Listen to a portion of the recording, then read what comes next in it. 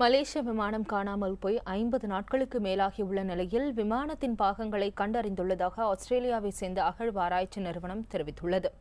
காணாமல் போன விமானம் தற்போது தேடப்பட்டு வரும் இந்திய பெருங்கடல் பகுதியிலிருந்து 5000 கிலோமீட்டர் தொலைவில் வங்காள விரிகுடா கடல் பகுதியில் விமானத்தின் உடைந்த பாகங்களை கண்டறிந்துள்ளதாக ஆஸ்திரேலிய அகழ்வாராய்ச்சி நிறுவனம் கூறியுள்ளது.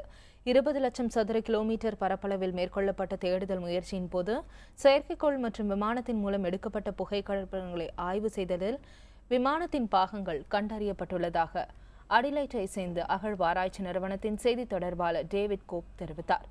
கடந்த மார்ச் மாதம் 8ஆம் தேதி MH370 விமானம் 239 பயணிகளுடன் கோலாலம்பூரிலிருந்து பீஜிங் சென்றபோது காணாமல் போனது. விமானம் காணாமல் போய் 52 நாட்களை கடந்துள்ள நிலையில் அதன் கருப்பு பெட்டியை கடலுக்கடியில் தேடும் முயற்சியில் சர்வதேச நாடுகள் தொடர்ந்து ஈடுபட்டுள்ளன.